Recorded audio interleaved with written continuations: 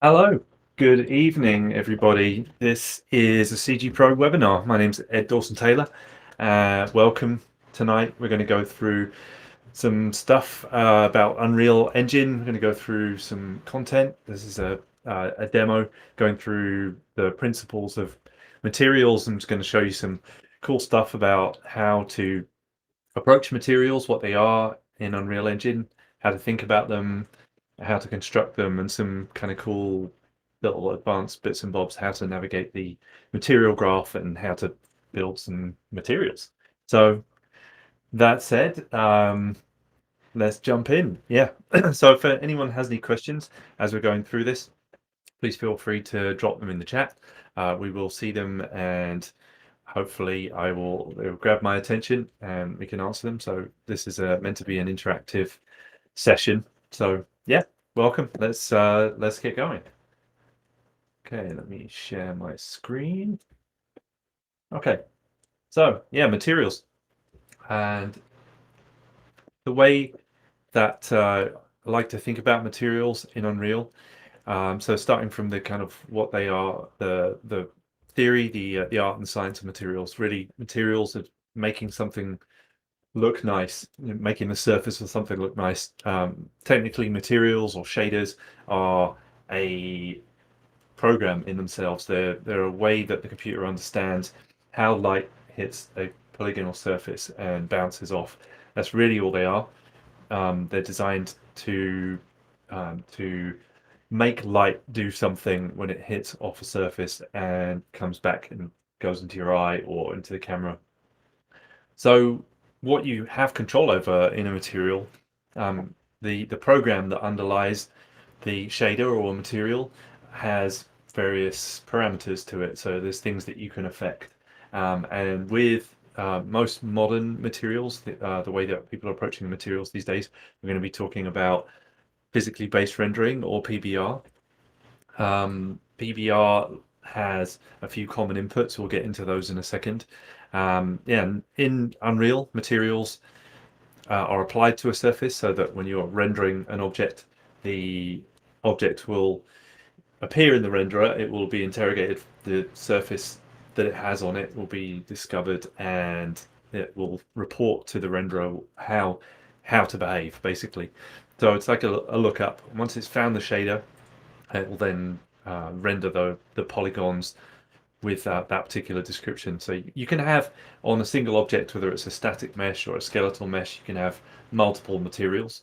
There's a little view over here on the right hand side into the parameters or the details panel of a static mesh. So here we're looking at the mesh at the top here, and then there's 3 material slots. So you can assign whether you build that in the engine or if you build it outside, you assign materials to faces, and then those faces, those material assignments are going to appear as material slots. So yeah, just a quick overview on materials. If you're creating a material in the content browser, you can just right click in the content browser. I'm just going to bring in Unreal here, so you can very simply just right click in the content browser here and choose material. That is a most common way that I like to create materials. So simple as that. You can just go material and call this, bearing in mind the naming convention which I like to use, which is the kind of standard naming convention. You do M underscore for a material, and we'll call this maybe master material. So that's how you make a material. Probably a lot of you know that already. And once you double click on that material, you will then get this edit window, and up comes the edit window for that material. This will show you the material graph, and this is really the place where you get to build your material. The final result is fed into this material node here. And this is really the thing that describes what type of material you're constructing. There are settings on the left here that affect what type of material this is. So you can create lots of different types of materials in Unreal Engine.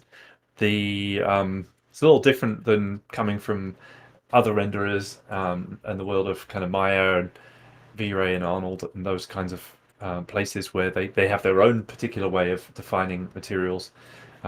Unreal has its own as well.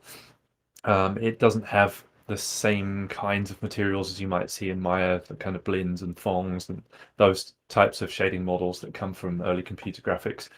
It has this kind of master material idea, but you can change the way that the material behaves. So the kind of shading model.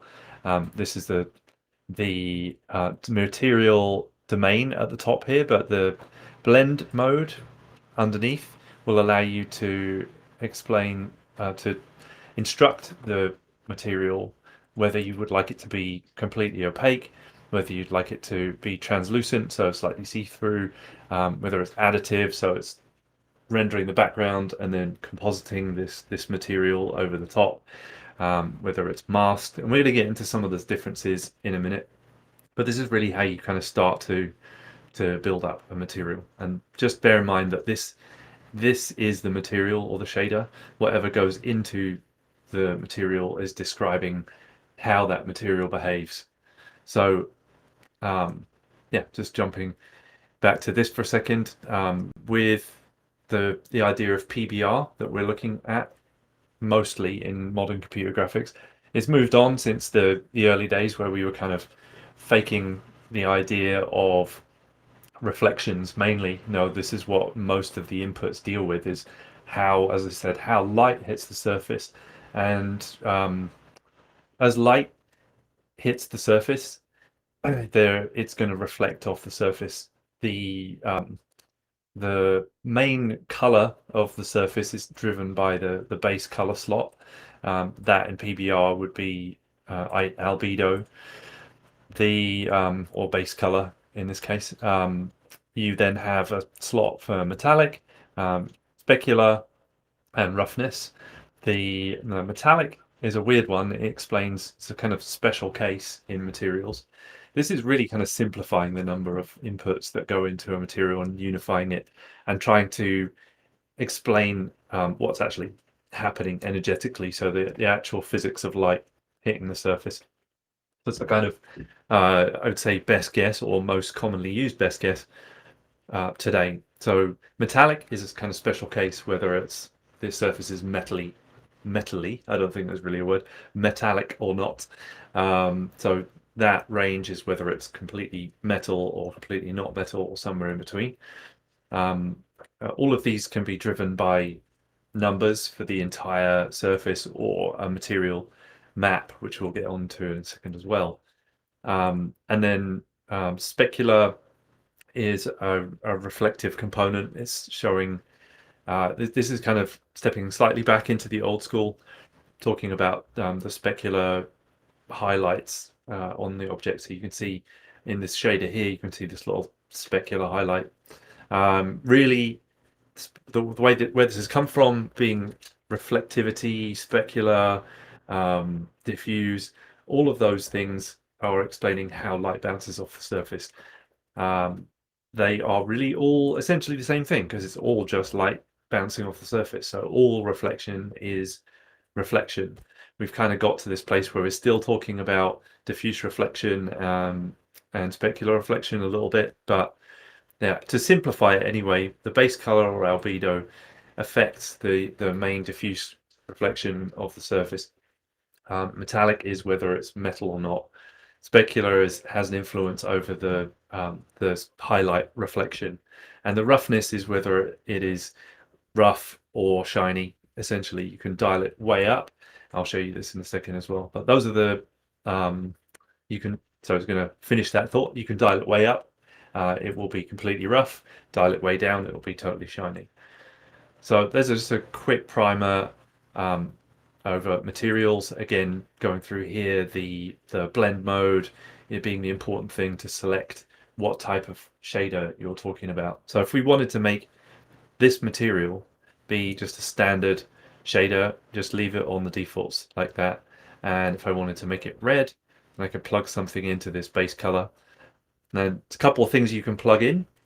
So you could plug in a color, or you could plug in a single value if you want. If you plug in a single value, we'll just type in scalar parameter, and I'm going to call this color. If I plug that in, that's going to make my material right here completely black because it's on 0 at the moment. If I dial that up, then you'll see that the color of that changes. So it's going through the grays all the way up to 1, which would be completely white. So this has created a parameter that I can plug in here. So I could also, that's just grayscale at that point. So this single value or scalar value is just gray because it's pumping that one single value into all 3 channels of color. So that's why you only get, because they're all uniformly going up at the same time, that's why you only get black and white, because those values are all increasing in the same rate. If I get rid of this and do, instead of that, do vector parameter, then we'll call this color as well. And I can just plug that straight into base color. Again, this is black, but if I double click on here, now I've got a color chooser, so I can make this red. If I just slide that up as well, I can make this red or blue or green. So I can choose now a color because I have control over all 3 color channels. So that's cool. So now I can make this color. I can then drag off the metallic here, and I can either plug in again a scalar, let's call that metallic. I can plug in a scalar parameter. These parameters I will get onto in a second. Parameters just means that this can be exposed to the outside of the material. So you could have this be a constant as well. So if I switch that to be a constant, that means that this is it's the same, gives me the same ability to choose the color. But if I created a material instance from this, which I'll show you in a second, I would not be able to affect that value. That would be kind of private to the inside of this material. But this one, because it's a parameter, you can see with it, it says param underneath.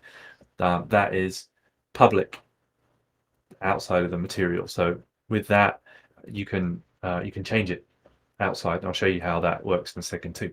So we've got our metallic slider.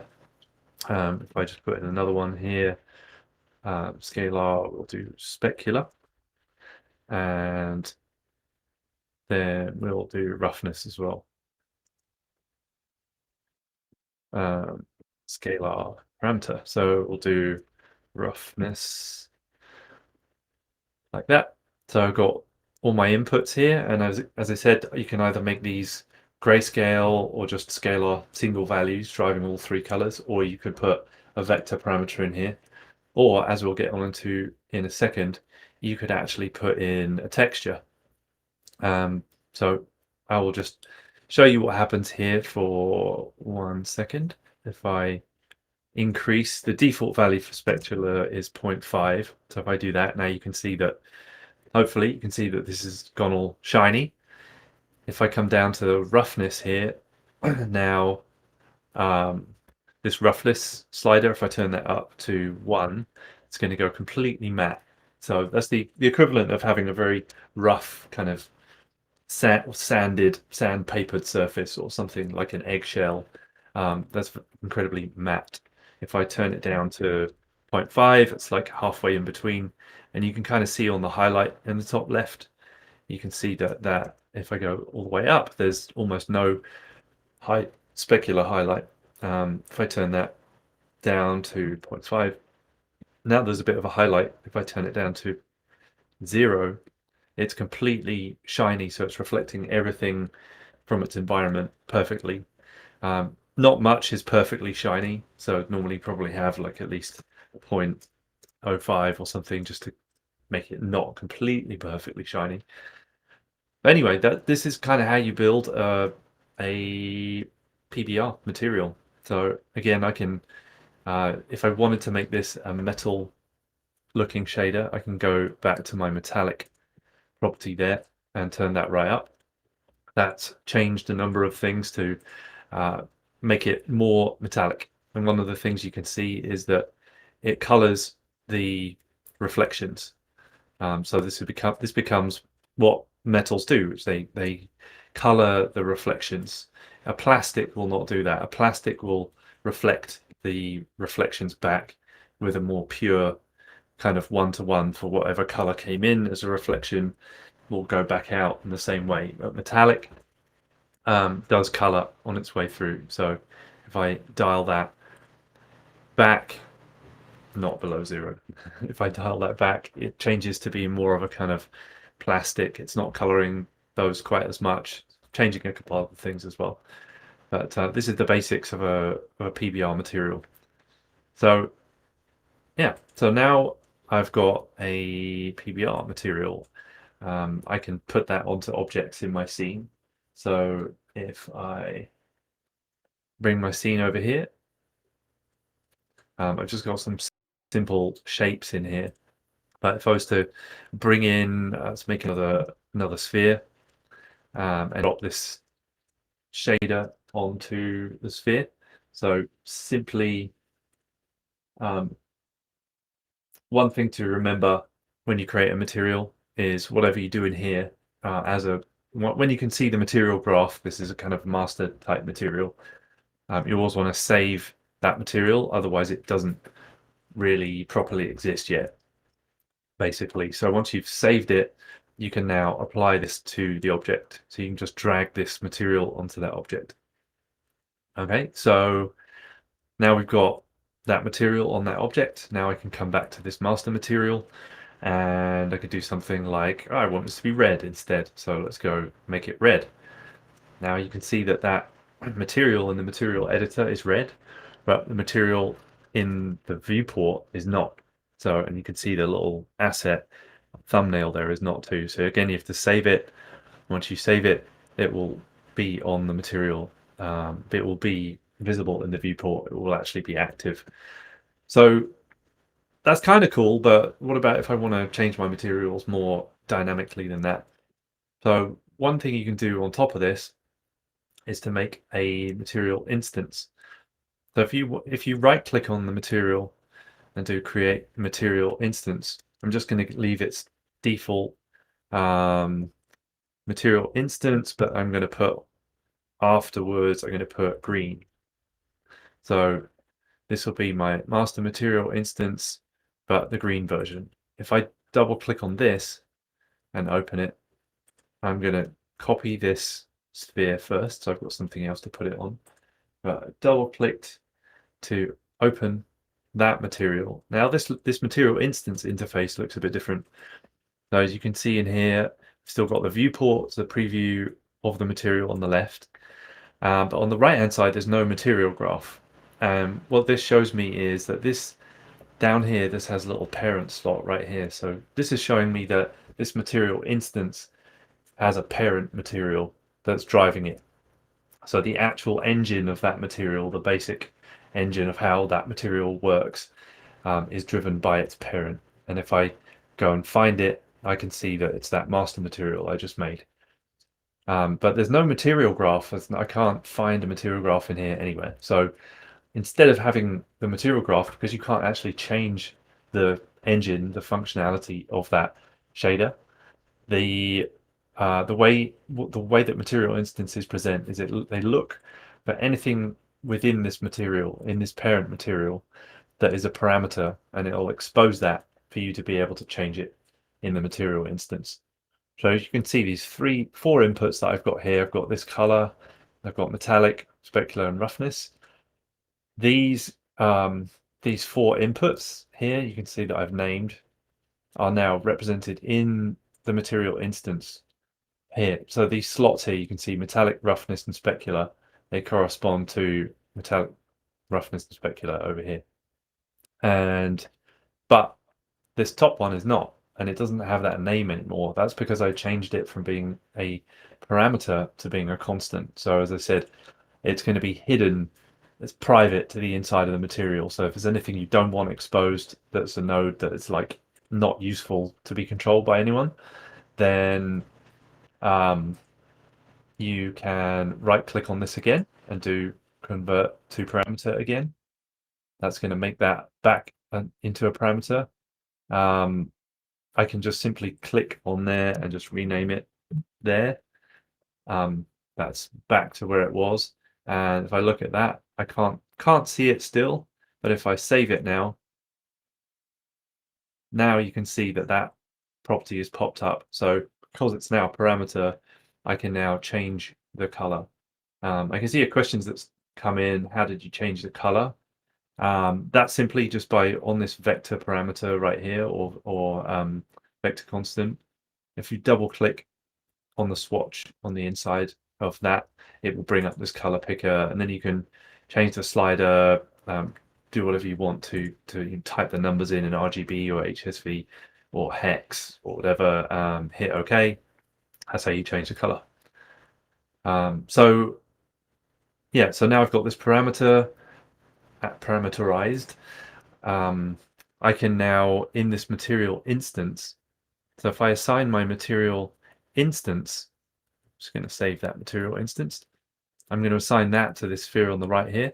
As you can see, it's the same because at the moment I haven't done anything to this. But these little checkboxes here, these are overrides.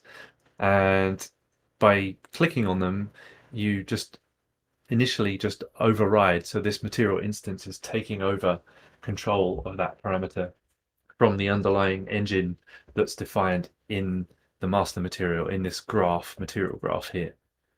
So now I've taken that over, I can actually click on this little swatch next to the override, and that will bring up another color swatch. Now I can override that color. And the cool thing now is that you can see that I can drag this around and change the color all the way around the spectrum, and dynamically it will update in the editor, but it also updates directly into the viewport because this is already compiled. This, we compiled, we saved the parent material. This work is already done. We compiled the program or the shader. What we're now doing is just injecting a different parameter into that engine, and because that's all we're doing, you can do that in real time. So no need to save or recompile this material. I can change this color. So let's make that one blue, and then let's make another one. Let's do another material instance, and this one I'm going to call this underscore green. And there's already another one. I guess there may be one somewhere else in content browser, but let's call it green 2 for now. So if I double click the green one and open that up, then sorry, this one was already the green one. That's right. So let's set this to green. Okay, so now that's green. Okay, the green one is called green. This one, which I named badly, I will call this blue. So this is my blue version. I'm just going to do save all. Control Shift S be the shortcut. So my blue one, if I double click on that, that's going to open up another material instance right here. At the moment it's red because the master material is red and I've just taken a copy of it. But now I can also override the color of this one and then change this one to blue. Like that. And if I just create another, do Control W to duplicate and create another material there, now you can see that again in the viewport I can change this color dynamically. So this blue one, I'm going to leave this one as blue. So with one material I'm able to make multiple different looks. It's a bit of a better blue, it's getting a little purple there. So yeah, that one material, this one master material, which is assigned to this sphere, I can make all these different looks. So that's material instances. And the cool thing there, as I said, is it doesn't have to recompile those every time. The other thing I can do, as well as changing the color on this blue one, maybe I want to make the blue one rougher and not shiny. So if I dial that up, you can also see that because it is already compiled, you can see that dynamically changing in the viewport as well. So that's pretty cool. So you can kind of do your look development in the scene while you're doing it, as opposed to kind of doing it in abstract in the material graph, and then having to compile it and then assign it to be able to see your work. With this, you can actually kind of do your tweaks to your look development in directly live in the viewport in real time. So again, benefiting from some of the cool things about real time. Sometimes even when I don't need to make multiple copies of a shader, I will make an instance of it anyway, just for look development purposes, because I don't want to have to open up this material every single time I want to change it in the viewport. Maybe like I want to do it in the viewport, I want to do it in the scene. So I can make a material instance, and then that allows me to be able to do it in place in the scene where you want it to be. So yeah, and I can obviously any other parameter here you can change dynamically as well. So I can change my specular, my metallic, change all of that. If you uncheck them, they'll go back to their default state. Even if you put a value in here, I change that up to be like almost 1 metallic. As soon as I click that off, it'll go back to the state that it was in the master material. So these are, just remember, these are overrides. There's a common misconception with material instances that this is doing something other than overriding. That these checkboxes are the override, and then the value that you override them with is to the right of that. Cool. So yeah, there's some basics of kind of PBR and materials and material instances. This program is incredibly flexible, and the cool stuff. The cool thing is that sometimes it feels a little bit like a programmer's tool, just because of the way that things are named. But the power and flexibility is incredible. This borrows a lot from programming concepts, object-oriented and inheritance kind of philosophy. That can get a little bit confusing. This inherits. This is inheritance here. You can also have inheritance in other places with blueprints and that kind of thing. But this material is basically inheriting from this one. You can also make instances of instances. So I just do save all again. You can make instances. This is a material instance, this green one. If I just make a material instance of the master again, and I'll call this instance metal, and I crack open this metal instance, I can just make this into a metallic material. I'll leave the other two where they are, and I will save and close that. So now I've got this metal. Also on top of this, I could just copy this sphere, and I'll put this metal onto here. Let's make another couple, just to show quickly that I can also make an instance of an instance. So if I create a material instance of this, and I'm going to call that metal blue, and I'm going to open that first and make this blue. Oh, I have to override it first. That's always a gotcha. So I'm going to make that a blue metal, and I'm going to save that. I'm going to assign that to that sphere, and then we'll make another instance of the metal instance. And this one is going to be green. And just double click and open that one as well. And this one we will override it first and make it green. So we'll assign that to this sphere. So I've got instances of instances here. So I made an instance to make a sort of base metal material, and then I made 2 instances of that to make two different colored metals. And the cool thing now is that if I wanted to change the base properties of my metal instance material, the base metal, I can go in here, I can change this parameter, and as you can see, it's updating all of those shaders because this is the master of those two materials. So even though that was already an instance, it doesn't mean that you can't make other instances of that. So you can create your base materials for like plastic, concrete, metal, and then just apply the differences that you want to specific instances of that in your scene. So you can apply different color or texture. So yeah, that's pretty cool. Another thing I was going to show you was how to put a texture in instead of having this color. So one way to do it, just raw in the graph editor. If I right click and bring this up, I'm going to type in texture parameter 2D. This is going to be color.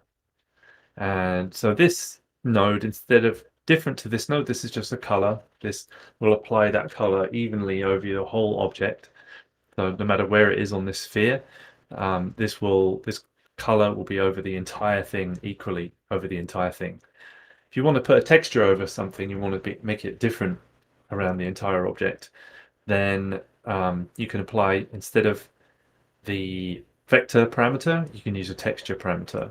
So if I plug that in to the base color, getting rid of this one's just hanging loose. It's not connected anymore, so it's not really doing anything, not doing any harm, it's not making any calculations. So I'm going to leave it there. But yeah, when I hit save, now you can see that all of my spheres, because this master material is the basis for all of these other ones, now the texture has taken over. So this kind of default texture on this object has taken over and it's spreading over the object. And it's using UVs. Hopefully some of you know what UVs are. They basically describe how a 2D texture can map onto a 3D object, a little bit like unpeeling an orange or unfolding a world map. So it's the work of somebody who likes doing UV maps, which is not me. I don't mind them. I just, it's like modeling your object all over again. But it's important work and it's great when it's done well. But once you've got your UVs, they explain how that texture maps onto it, how a two-dimensional shape, how a two-dimensional texture, this flat square 2D texture, how that gets onto the 3D object. And one thing that is not very obvious in Unreal about how to control how that texture sits on the object. Maybe you would want to repeat the texture a few times or move it, slide it around on your object instead of having it just kind of perfectly sit over the object in one way. You've got no control. It's not particularly obvious, I don't think, how you do that, but I'll show you quickly how you can. So if you drag off this UV slot in your texture parameter node here, if I drag off the UV slot, and I look for, I type in texture or text, that brings up texture coordinate, and if I plug that in to the material and save it, that is now going to kind of do the same thing because it's just on its default at the moment. But down here in the bottom left, you can see U tiling and V tiling. So now I have control. I remember I was talking about UVs. UVs are the kind of X and Y of the texture world. So the U is along the bottom, the V is going up and down. So this explains where in the texture you're describing. It also explains, you can explain tiling in that way. So how many times do you want that texture to repeat in that UV space? So you've got some control here. So you can, if I set this to 2, that let's just set it to something a bit more than that, so it's a bit obvious. Set it to 5. So I've set the tiling to 5 and 5. You can see in here that it's now got more detail. It's repeating, but I still can't see it in here. So I'm going to hit save. Now you can see it on the sphere here, which is great. So now I've got my texture detail on the sphere like that. And that's cool, but again, still a bit annoying, the fact that you've got this control that's within this material. There's no way to make this into a parameter. So, how would I do the same thing that I did changing the color to those things, but to this dynamically? Well, I'm going to show you exactly how. So if I drag this off to the left, there's a couple different ways of doing this. I have my own particular way that I like to do it. So I'm just going to show you that. Bear with me. There is some little bit of complexity to it, but hopefully not too much. So essentially what I want to do, and one cool thing about this I should mention, is that all of these nodes pretty much have a preview to them. So you can drop this little triangle down and it will show you the preview of what that texture or what that node looks like at that point. So if you want to see what this texture coordinate is, it's basically like an ST map with red and green for X and Y, red and green for U and V. So that is what's feeding in that ST map, or this texture coordinate node is what's feeding into the UV input. So if I want to change that, I basically have to do some math in between here. So if I drag this pin off, the first thing that I would want to do is to, well, there's two things I might want to do to this. One would be scaling, and maybe I want to do in both directions at the same time, but maybe I would want to have control over each axis, so scaling in U and scaling in V as independently. The other thing I might want to do is to kind of shift the texture around and move it around. So the basic operation, because this is two colors in one, this is our green and red in one, first thing we want to do is break out those two colors. So we're going to do break out float two components. That's what that's now done, is broken out the red and the green independently to these two plugs here. So I know that my red and green is my U and V, so I'm going to pull a pin off the red. First thing I want to do is scaling or tiling, and that is basically achieved through multiplication of that gradient. So this here is a gradient. Hopefully you can kind of roughly see that. No, it's a little small, but it's a gradient. It's going from green to red. Sorry, from nothing in green to fully green, and from nothing in red to fully red. So the gradient that's explained there needs to be multiplied. This is a little bit complicated to explain, but basically, if you multiply it, it intensifies the values, which has the same effect of increasing the texture tiling. So this is a kind of manual way of doing it. This node itself has these kind of automated ways, but and I can scale in U and V, which is nice, but I can't do it dynamically and in the viewport, and I can't move the texture around. I can only scale.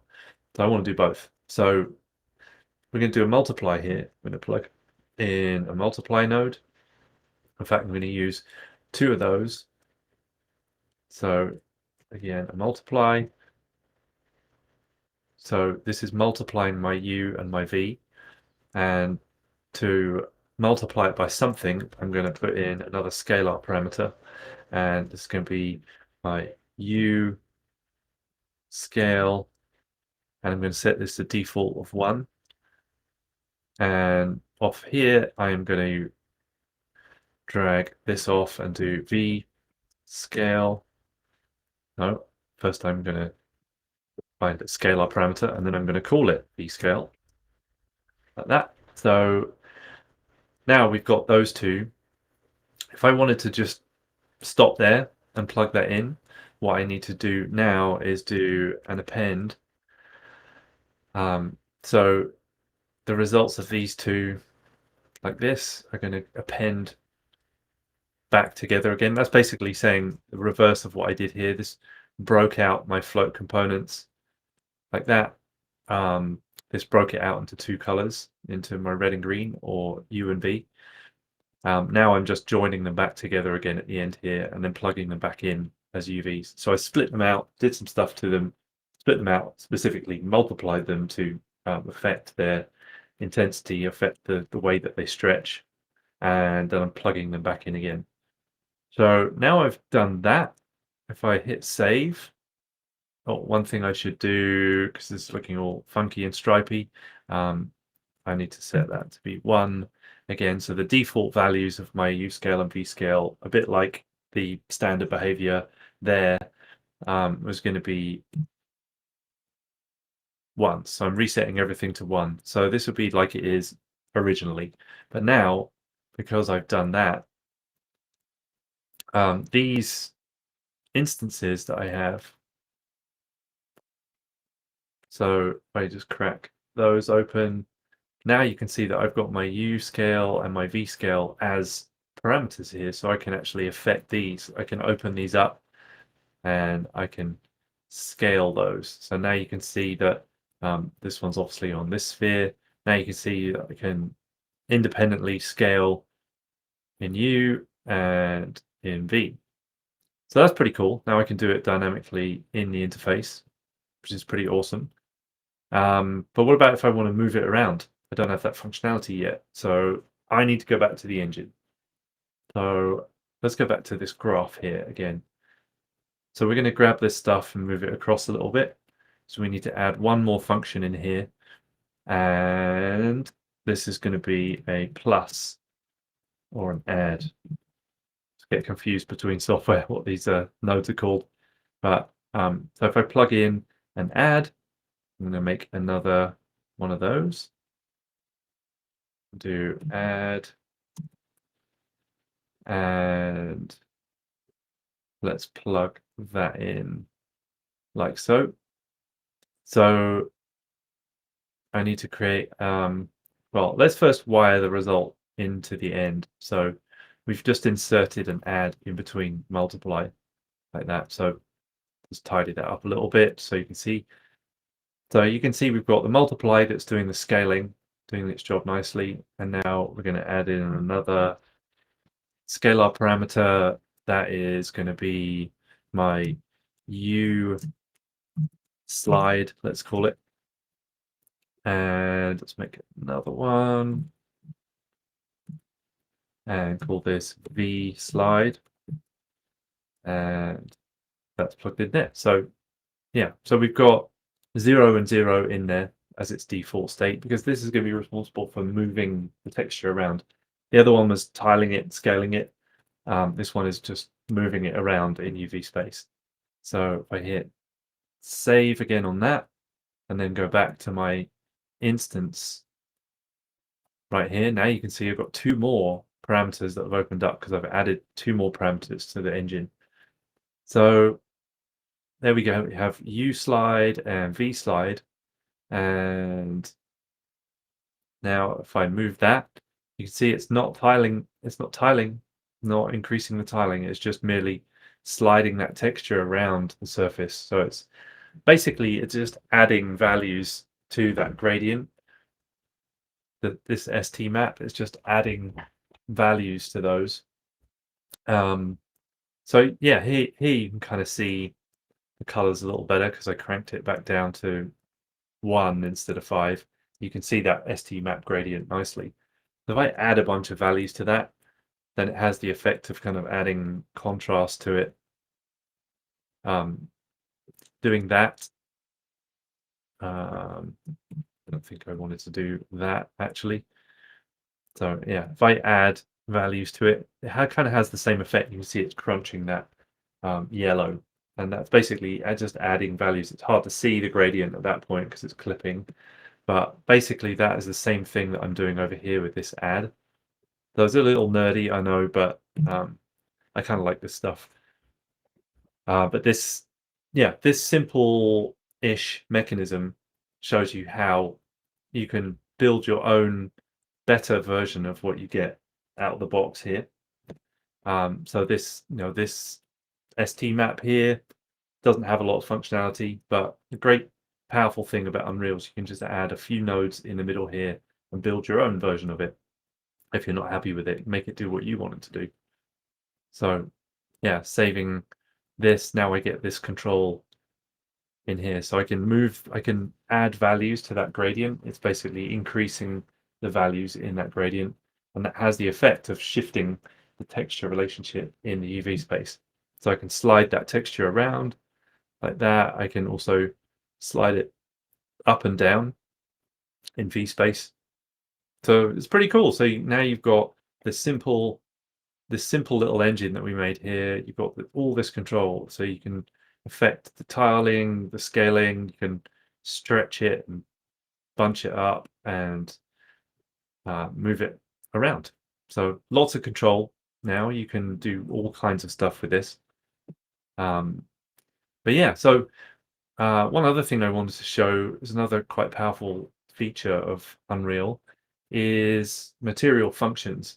This is definitely not the most crazy material network that you've ever seen, but no, they can get pretty nutty for sure. This one's relatively simple, but if this functionality right here, this is something that I probably want to use in all my materials. I don't want to have to go in here and copy paste this into all those materials, end up with all that complexity everywhere. So I want to be able to encapsulate this into something that I can reuse. And the cool thing in Unreal is you have this idea of material functions. So I'm going to make a material function that is going to be this whole chunk of graph right here. And it's very simple. All you have to do is, I'm getting that weird bug again where it doesn't show me the menu when it's full screen. No idea why it does that, but anyway. Okay, it's going to make me restart. That would be fun in the middle of a demo. So I want to add, it's not going to let me do it. It's not going to let me do it. Okay, well, let me stop the share for a second. I'm just going to restart, and that will bring it back. But yeah. Yes, I'm going to save everything and shut down. Yes, yes, yes. Sorry, this is probably not very interesting to look at this moment, but talk amongst yourselves. Anyone got any good jokes? Wow, it's not even going to let me use the file menu. If anyone out there's got any good suggestions about this bug where the menu stops working, send them in. So I'd like to know. Drives me nuts. All right, just saving everything, closing it down, blah de blah. Reopening the launcher, and let's get back into it. Okay. Materials, too many projects. All right, it's opening it up again. No idea why it does this. Of course, I hasn't done it to me for, I don't know, months, and I teach this stuff regularly, but of course it would do it today. All right, so I might share my screen again. There we go. All right, hopefully this is going to work now. So I'm going to right click in here. I'm going to go materials and textures. So yeah, what I was doing is I was going to take in my material graph right here, I'm going to take this whole piece up here and I'm going to bounce this down to a function that I can reuse, which is super cool. So first thing I'm going to do is create a material function. That's the place it's going to live. So we go materials, material function, and I'm going to call this MF underscore, because I call master materials M, and I should have called all these instances MI, but I didn't. Not obeying my own rules. So MF underscore UV placement. All right, so let's crack that one open, and let's bring up something slightly different looking. So, different on the left here. This got this output result. So basically, this is just a way to include pieces of a material graph and pipe them through this output. So if I come back to my master material here, and I chop this piece out, and I cut that out, and I'm going to place it in here like that. And now I can just simply plug that in to the output result and save it. Now you can see that this looks kind of like the ST map. It looks kind of funny looking. It looks a bit like a shader, looks like a sphere, but it's just a bit of a sphere. So yeah, this whole graph in here lives now inside my material function.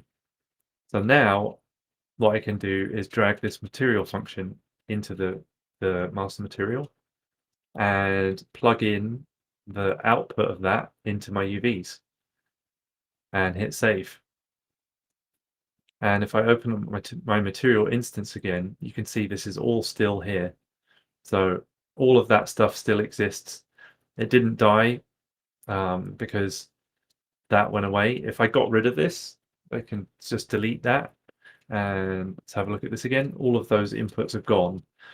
But if I bring this back in again and plug that in and I hit save, now all my inputs are back. So you can see that all of those parameters from inside this material function carry through the master material and into this material instance. And they pass down through all the levels of instances that you would possibly ever want to make. So that's pretty cool. That means that I could create another material here. I'm going to call this M underscore ed. And let's open that up. I want to create another texture parameter 2D. Call this color and plug that into the base color. And then I'll just copy another sphere over here. And I'll drag my ed material onto that. So let's save this material. Now you can see that it's got that basic thing, this default texture on here. Maybe I can change that, make it something slightly more interesting. Hair debug color, that sounds fun. There you go. So yeah, so now I can plug my UV placement into here again and plug it into my UVs. So I've made my own functionality here. And now if I save that, and let's make an instance of this material actually, and we'll put that onto the sphere instead. Now, if I open up my material instance, I have control over my U and V. So there you go. So I can crank up the repeat on that ribbon. Now this is reusing the same code or the same material function that I wrote already, or that I made already. It's not changing this one. If I look at both of them, this is just changing that one over there, but it's the same function. This is both, in both places, they're both coming from this material function right here. So it's super useful, really, really, really cool. You can build little bits of functionality and then basically reuse them all over the place. Yeah, so there you have it. There's some good stuff on materials, hopefully some useful stuff in there for you guys. There is more, but I'll probably save that for another webinar because like we got close to the hour. But yeah, if there's any questions coming in from out there, then I'm happy to answer them. But Cool. Well, yeah, it doesn't seem like there's a ton of questions flowing, but yeah, if you did want to ask any more questions, then there's several options from this point. We have a Facebook group that's called Becoming a CG Pro, and we also have a school. So feel free to join the Facebook group. It's totally free. There's tons of good stuff happening in there, talking about all the latest trends and things that are going on. Um, I am active in there. I'll do my best. I'm fairly busy, but I'll do my best to kind of help out in there. So that's one good thing. We also have a YouTube channel you can subscribe to. We have a podcast. Have some pretty cool guests that we've interviewed on there, and some other pretty cool ones coming up. We get to announce who they are. I'm very excited about the next few. And we also, yeah, as I said, we have a school. Not coincidentally wearing the t-shirt for the school.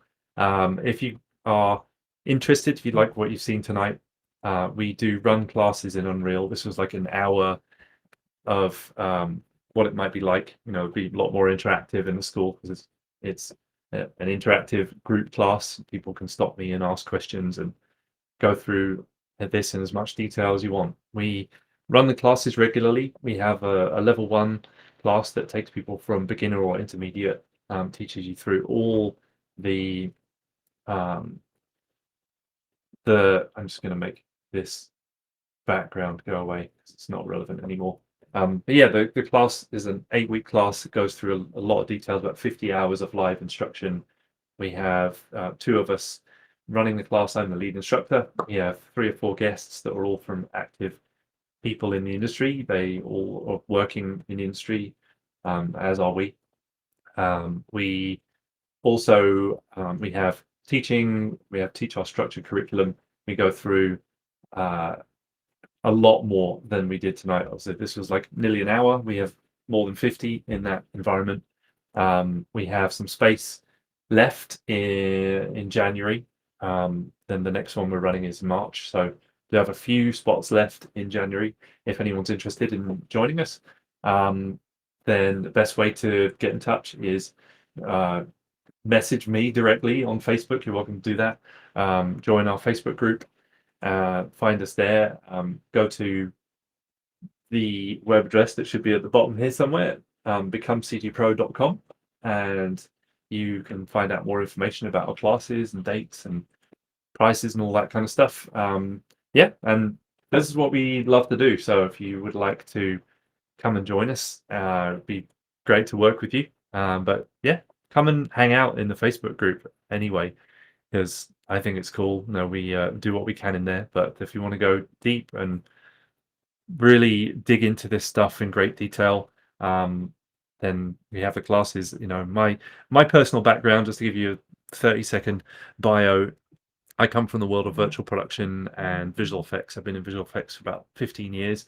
Worked on some big virtual production movies like The Lion King was one of the more recent ones. Lots of location-based VR. No, in the Lion King, I was the lead in the virtual art department, so that's where I tend towards. But having been a software engineer in a previous life, I also tend towards being a tech artist as well as an environment artist and kind of a generalist.